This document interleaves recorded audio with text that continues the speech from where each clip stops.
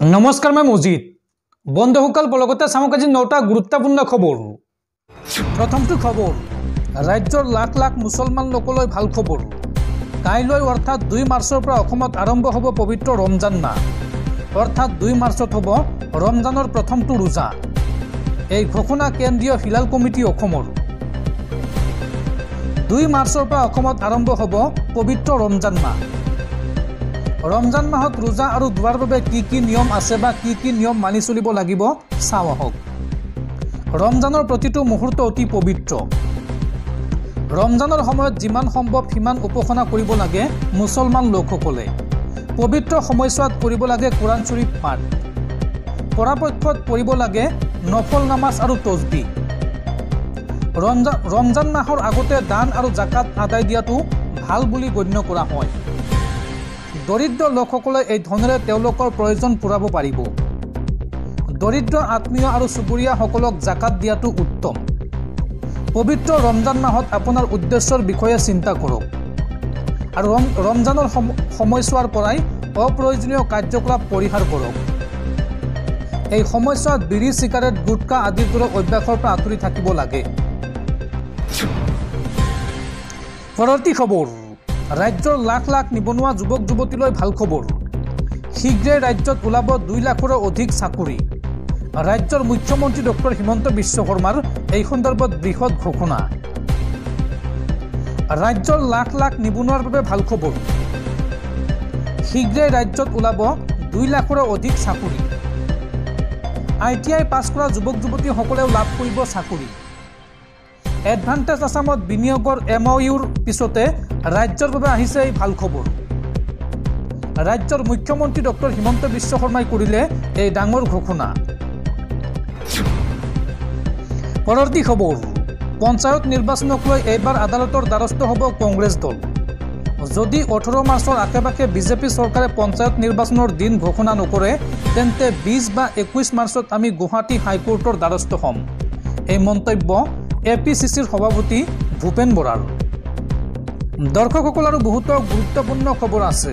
তাৰ আগতে আপোনাক জনাও যে যদি আপুনি এতিয়ালৈকে এইটো ভিডিঅ'ত লাইক কৰা নাই তেন্তে এতিয়াই ভিডিঅ'টোত লাইক কৰি দিয়ক আৰু এনেকুৱা ধৰণৰ ভিডিঅ'সমূহ নিতৌ চাবলৈ চেনেলটো ছাবস্ক্ৰাইব কৰি কাষত থকা বেল আইকনটো প্ৰেছ কৰি ৰাখক।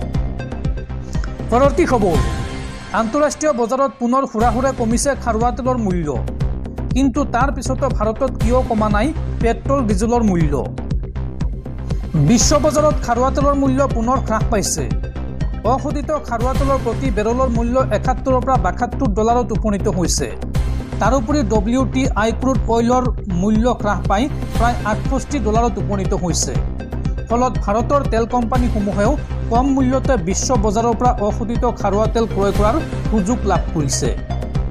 সাধাৰণতে বিশ্ব বজাৰত ক্ৰুড অইলৰ মূল্য হ্ৰাস পালে ঘৰুৱা বজাৰতো ইয়াৰ প্ৰভাৱ পৰি পেট্ৰল ডিজেলৰ মূল্য হ্ৰাস হয় যদিও এইবাৰ অৱশ্য ভাৰতীয় গ্ৰাহকে সেই সুযোগ লাভ নকৰিব।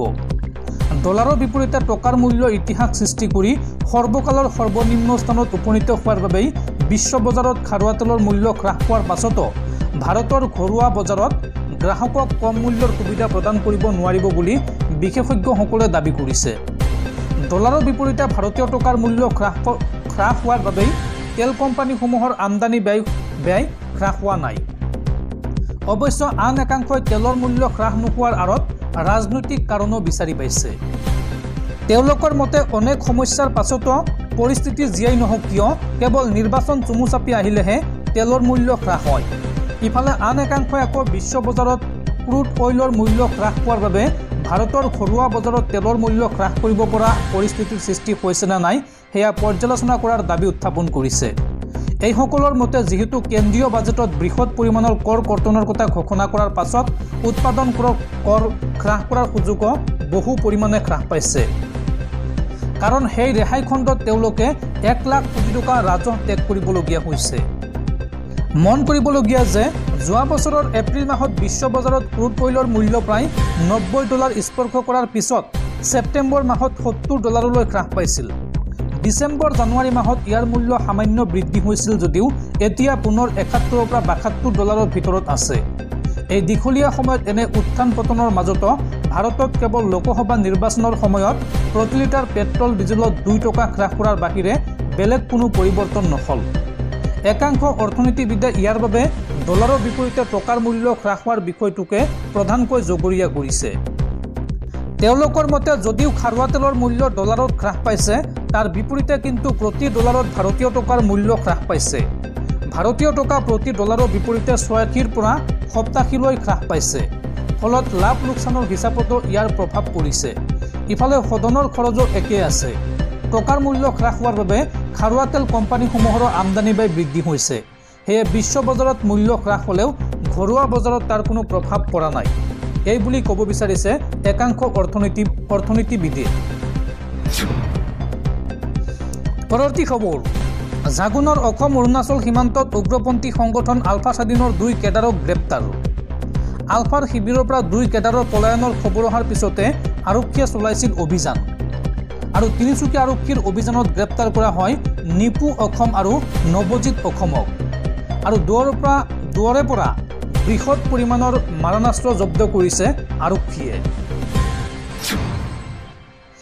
পৰৱৰ্তী খবৰ, সাৱধান ৰাজ্যবাসী, পৃথিৱীৰ মানচিত্ৰৰ পৰা নোহোৱা হৈ যাব নেকি অসম তথা উত্তৰ পূৰ্বাঞ্চল। ইটোৰ পিছত সিটো ভূমিকম্পই জোকাৰিছে অসম তথা উত্তৰ পূবক। আৰু এইবাৰ পুনৰ ৰিক্টাৰ স্কেলৰ 4.4 প্ৰাবল্যৰ ভূমিকম্পই জোকাৰি গ'ল উত্তৰ পূৰ্বাঞ্চল। উত্তৰ পূবক জোকাৰিছে ইটোৰ পিছত সিটো ভূমিকম্পই। চুবুৰীয়া ৰাজ্য অৰুণাচলত অনুভূত ভূমিকম্পৰ জোকাৰণি। ৰিক্টাৰ স্কেলত এই ভূমিকম্পটোৰ প্ৰাবল্য আছিল 4.4।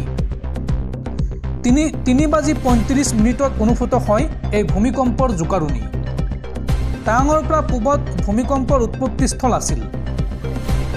উল্লেখযোগ্য যে মাত্ৰ 2 দিন পূৰ্বে 5.1 প্ৰাবল্যৰ ভূমিকম্পই জোকাৰিছিল সমগ্ৰ অসমক। আৰু এটা পষেকত 10টাকৈ শক্তিশালী ভূমিকম্পই জোকাৰিলে উত্তৰ পূবক। দেশৰ ভিতৰতে সবাতোকৈ ভূমিকম্প প্ৰৱণ অঞ্চল হিচাপে চিহ্নিত হৈছে উত্তৰ পূব। ভূমিকম্পৰ বাবে স্পৰ্শকাতৰ ছিস্মিক জ'ন 5ত আছে অসম তথা উত্তৰ পূব। ভূগৰ্ভৰ হিমালয়ান প্লেট আৰু বাৰ্মা প্লেটে চাপৰ সৃষ্টি কৰিছে অসম তথা উত্তৰ পূবত। দশক ধৰি পৰি অহা এই চাপে স্পৰ্শকাতৰ কৰিছে উত্তৰ পূবক, যাৰ পৰিপ্ৰেক্ষিতত উত্তৰ পূবত সম্ভাৱ্য বৰ ভূঁইকঁপৰ সম্ভাৱনা দাবী কৰিছে বিশেষজ্ঞসকলে। আৰু বাৰে বাৰে আহি থকা ভূমিকম্পই বিশেষজ্ঞৰ এই দাবী সঁচা হোৱাৰ দিছে নেকি ইংগিত। পৰৱৰ্তী খবৰ, ৰাজ্যৰ ক্ৰিকেট প্ৰেমীলৈ ভাল খবৰ। গুৱাহাটীত অনুষ্ঠিত হ'ব IPLৰ মেচ। আৰু গুৱাহাটীত হ'বলগীয়া IPL মেচৰ টিকট উপলব্ধ হ'ব আজিৰ পৰা। RR বনাম CSKৰ মেচৰ টিকট উপলব্ধ হ'ব আজিৰ পৰা। বুক মাই শ্ব'ৰ জৰিয়তে 30 মাৰ্চৰ খেলৰ বাবে কৰিব পাৰিব টিকট বুকিং। অনুৰাগীসকলে অৰ্থাৎ ক্ৰিকেট প্ৰেমীসকলে 1600 টকাৰ পৰা আৰম্ভ কৰি পচন্দ অনুসৰি টিকট বুকিং কৰিব পাৰিব। আৰু বুক মাই শ্ব'ৰ জৰিয়তে আজিৰ পৰা বুকিং কৰিব পাৰিব এই টিকটসমূহ। পৰৱৰ্তী খবৰ, শিক্ষক নিযুক্তিক লৈ গুৱাহাটী উচ্চ ন্যায়ালয়ৰ গুৰুত্বপূৰ্ণ ৰায়দান। বিজ্ঞান শাখাত স্নাতক উত্তীৰ্ণ শিক্ষকৰ বাবে আহি গ'ল সুখবৰ। বিজ্ঞান শাখাৰ স্নাতক শিক্ষকে লাভ কৰিব হাইস্কুলৰ প্ৰধান শিক্ষক পদৰ যোগ্যতা। বিজ্ঞান শাখাৰ স্নাতক শিক্ষকে লাভ কৰিব হাইস্কুলৰ প্ৰধান শিক্ষক পদৰ যোগ্যতা। শিক্ষক নিযুক্তিক লৈ ডাঙৰ ৰায় গুৱাহাটী উচ্চ ন্যায়ালয়ৰ। বিজ্ঞান শাখাত স্নাতক উত্তীৰ্ণ শিক্ষকৰ বাবে আহি গ'ল সুখবৰ। আদালতৰ নিৰ্দেশৰ পিছতে প্ৰধান শিক্ষক পদৰ সেৱা বিধি সলনি। 2023 বৰ্ষৰ পৰা স্থগিত হৈ আছিল প্ৰধান শিক্ষক পদৰ নিযুক্তি প্ৰক্ৰিয়া। আৰু স্থগিতাদেশ উঠাই লোৱাৰ পিছতে ডাঙৰ ৰায় আদালতৰ। পৰৱৰ্তী খবৰ, 800 কোটি টকা ব্যয় সাপেক্ষে অসমত নিৰ্মাণ কৰি থকা হৈছে টুইন টাৱাৰ। আৰু ইতিমধ্যে সম্পন্ন হৈছে 60% কাম। সংবাদমেলত এই তথ্য সদৰি কৰিলে ৰাজ্যৰ মুখ্যমন্ত্ৰী ডক্টৰ হিমন্ত বিশ্ব শৰ্মাই। পৰৱৰ্তী খবৰ, 1901 চনৰ পাছত ভাৰতৰ আটাইতকৈ উষ্ণ ফেব্ৰুৱাৰী। গড় উষ্ণতাই পাৰ কৰিলে 22 ডিগ্ৰী চেলছিয়াছৰ পাৰাস্তম্ভ। চৰকাৰী তথ্য অনুসৰি 124 বছৰৰ ভিতৰত ফেব্ৰুৱাৰীত গড় উষ্ণতা 22 ডিগ্ৰী চেলছিয়াছতকৈও অধিক ৰেকৰ্ড কৰে। প্ৰথমবাৰৰ বাবে সমগ্ৰ দেশৰ গড় নিম্নতম উষ্ণতা 15 ডিগ্ৰী সেলসিয়াছৰ ওপৰত ৰেকৰ্ড কৰা হৈছে, যেটো এতিয়ালৈকে ৰেকৰ্ড কৰা আটাইতকৈ সৰ্বোচ্চ উষ্ণতা। গড় সৰ্বোচ্চ উষ্ণতাৰ ক্ষেত্ৰত 2025 চনৰ ফেব্ৰুৱাৰী মাহৰ দ্বিতীয় সৰ্বোচ্চ উষ্ণতা। 2023 চনৰ ফেব্ৰুৱাৰী মাহটোৰ ঠিক পাছতেই এই মাহটো লিপিবদ্ধ কৰা হৈছে। পৰৱৰ্তী খবৰ, এটাৰ পিছত আন এটা প্ৰাকৃতিক দুৰ্যোগৰ কবলত দেশ। এইবাৰ হিমস্খলনৰ ফলত উত্তৰাখণ্ডত জীৱন্তে বৰফৰ মাজত পুত গ'ল 57 জনকৈ শ্ৰমিক। এটাৰ পিছত আন এটা প্ৰাকৃতিক দুৰ্যোগৰ কবলত দেশ। ভূমিকম্প, ভূমিস্খলন আৰু হিমস্খলনৰ তাণ্ডৱ দেশত। উত্তৰাখণ্ডত এইবাৰ হিমস্খলনে লৈছে ভয়ংকৰ ৰূপ। ভয়াৱহ হিমস্খলনত পুত গ'ল 57 গৰাকী শ্ৰমিক। উত্তৰাখণ্ডৰ ভাৰত চীন সীমান্তৰ চামোলি জিলাত প্ৰচণ্ড তুষাৰপাত। প্ৰচণ্ড তুষাৰপাতৰ ফলত শুভ্ৰ দৰিচাৰা আৱৰি ধৰিছে বিস্তীৰ্ণ অঞ্চল। মুঠ 57 গৰাকী শ্ৰমিকৰ হল্লজনক সংকটজনক অৱস্থাত উদ্ধাৰ কৰা হৈছে। আৰু এতিয়াও এই ভয়াৱহ হিমস্খলনত সমাধিস্থ হৈ আছে 41 গৰাকী লোক। বৰ্তমানে উদ্ধাৰকাৰী দলে চলাই আছে উদ্ধাৰ অভিযান। আৰু উত্তৰাখণ্ডৰ এই শোকাবহ ঘটনাক লৈ সামাজিক মাধ্যমত প্ৰতিক্ৰিয়া দেশৰ গৃহমন্ত্ৰী অমিত শাহৰ। পৰৱৰ্তী খবৰ, দেশবাসীলৈ আন এক উদ্বেগজনক খবৰ। ভাৰতৰ 140 কোটি লোকৰ মাত্ৰ 10%হে নিজৰ ইচ্ছামতে খৰচ কৰাৰ ক্ষমতা আছে। শেহতীয়া প্ৰতিবেদনত প্ৰকাশ পাইছে এই চাঞ্চল্যকৰ তথ্য।